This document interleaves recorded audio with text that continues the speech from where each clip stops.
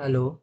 आज हम बात करेंगे पीएम टू प्लस 2026 में आपको कॉलेज अगर जब मिल जाएगा तो उसमें स्कॉलरशिप मेंटेन रखने के लिए आपको अटेंडेंस और सीजीपीए का क्या रोल है। ओके, तो एग्जांपल लीजिए, आपको जैसे कल जो है आपका अलॉटमेंट पता चल जाएगा, तो उसमें अगर आपको स्कॉलरशिप मिलती है, जो मेंटेनेंस अलाउंस जो आपको मिलता है अकाउंट में, तो उसको कंटिन्यूस आपको अकाउंट में आते रहने के लिए उसके लिए क्या क्या रूल्स है, ताकि आप वो रूल सारे रख पाए।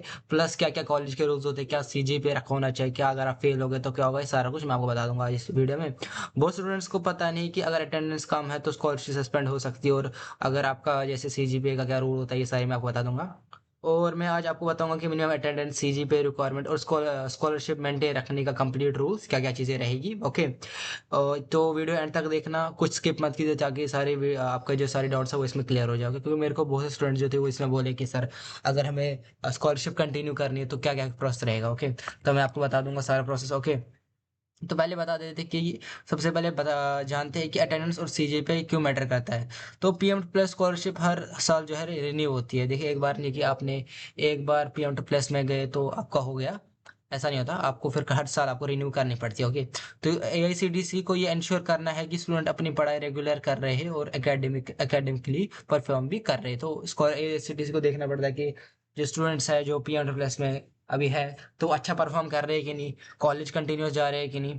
और इसलिए जो है अटेंडेंस सीजीपीए दोनों को मॉनिटर किया जाता है पीएम प्लस के द्वारा। ओके, तो अगर आप इन रिक्वायरमेंट्स को मीट नहीं करते तो आपकी स्कॉलरशिप सस्पेंड या कैंसिल हो सकती है। तो मैंने जैसे आपको क्या, अगर आप इसको नहीं मानेंगे तो बराबर बराबर आपकी कैंसिल हो सकती है। ओके, तो आप बात करते हैं कि मिनिमम अटेंडेंस रिक्वायरमेंट की सबसे पहले की।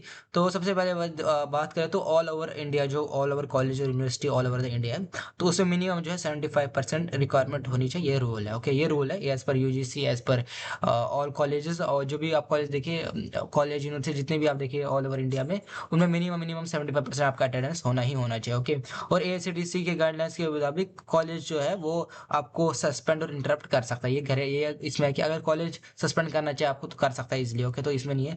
और यह है कि मेंटेनेंस अलाउंस जो है इंस्टॉलमेंट तभी आपको मिलेगा जब आपने लेक्चर्स और ये जो प्रैक्टिकल जो भी आपने अटेंड किया। और इवन कॉलेज के पास ये अथॉरिटी होते है, पावर होते हैं कि वो आपका जो पीएम ट्रिपल का स्कॉलरशिप जो आपके अकाउंट में आता है वो भी सस्पेंड करा सकता है। ओके, तो क्योंकि कॉलेज के द्वारा ही होती है आपकी स्कॉलरशिप जो होती है वो आती है। तो ये बात याद रखिए कि कॉलेज के पास ये पावर रहती है कि वो आपका जो आपका मेंटेनेंस अलाउंस जो आपको 1 लाख अकाउंट में आएगा वो बंद करा सकता है। ओके, तो क्या होता है अगर आपका जो अटेंडेंस है अगर 75% से कम होगा तो ओके, तो कॉलेज आपकी मेंटेनेंस अलाउंस जो है सब सस्पेंड कर सकता है। जैसे मैंने आपको बोला, अगर अटेंडेंस रेगुलर लो है तो स्कॉलरशिप कैंसिल हो सकती है। तो क्लासेस में आपको रियली बताऊंगा कि क्लास मिस मत करो, अटेंडेंस मेंटेन करो। और क्योंकि आपका जो इसमें है, देखो आपको जब कॉलेज जाना होता है ना, तो आपको इवन कॉलेज जब आप कॉलेज में ये लेते हैं, लेते हैं एडमिशन लेते हैं, तो उससे उधर आपको एक जो है ये दिया जाता है, एक फॉर्म दिया जाता है, और उसमें डिक्लेरेशन दी जाती है कि मैं इतनी मिनिमम 75% तो मेंटेन करके रखूंगा। तो उसमें आपका साइन भी दिलवाया जाता है।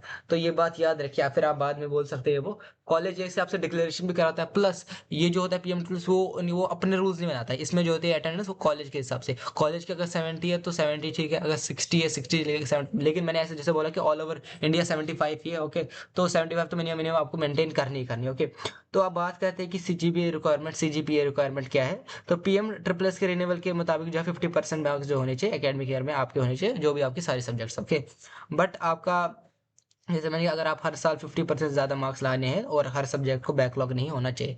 तो देखिए, ऑन एवरेज तो पीएम ट्रूस बोलता है कि आपको 50% से अब होना चाहिए, बट सीजीपी होता है कि ऐसा होता है कि अगर आप पास हो गए ना, तो आप बस पास हो जाइए, तो आपको जो है मिल जाती है पीएम प्लस की स्कॉलरशिप, आप अगर पास हो जाते हैं। तो ये बात याद रखिए, अगर आपकी 50% से कम है तो रिन्यूएबल बोलते हैं ऐसा नहीं मिलेगी, बट मिल जाती है। तो ऐसा नहीं है कि अगर आप एक दो बार फेल हो गए तो स्कॉलरशिप परमानेंटली कैंसिल भी हो सकती है, वो कॉलेज भी करा सकता है। तो मैं बता रहा हूँ आपको, कॉलेज जो है, कॉलेज के पास बहुत ज्यादा पावर होती है इन चीजों में कि आपकी स्कॉलरशिप कैंसिल कराए या ना कराए। ओके, तो ऐसे मैंने कहा कि पासिंग मार्क भी कम करते हैं, लेकिन आप ये याद रखिए कि आपका जो है मेंटेन होना चाहिए। ओके, आप तभी अच्छा परसेंटेज ला लीजिए।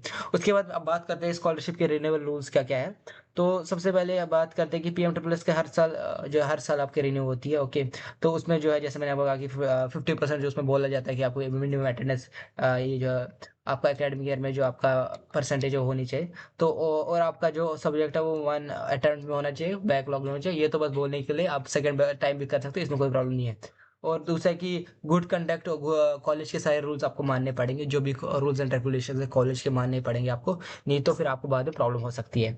और कंटिन्यूशन सर्टिफिकेट जो कॉलेज से अपलोड करनी पड़ती है आपको, तो ये बात है कि वो कॉलेज अपलोड करता है कंटिन्यूशन सर्टिफिकेट, और अगर ये सब रिक्वायरमेंट्स मीट करती है तो आपको रिन्यूअल मिल जाता है, और आप अगर नहीं मीट होती है तो आपको रिन्यूअल नहीं मिलता, तो ये बात याद रखिए।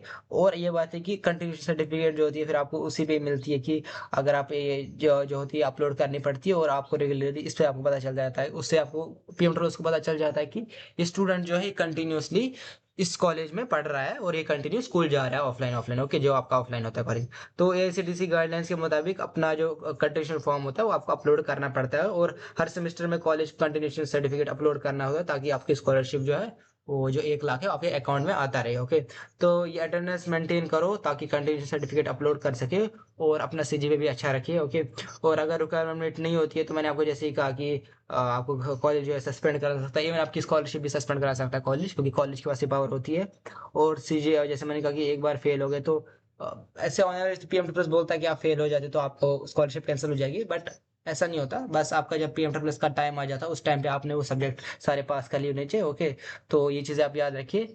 और बाकी आपके कोई भी डाउट्स है तो आप मुझे बता सकते हैं, तो आपके सारे डाउट्स मैं क्लियर आउट करूंगा। तो वीडियो लाइक कीजिए, कमेंट कीजिए, शेयर कीजिए, सब्सक्राइब कीजिए, और बताइए आपको क्या क्या प्रॉब्लम हो रही है, और थैंक यू।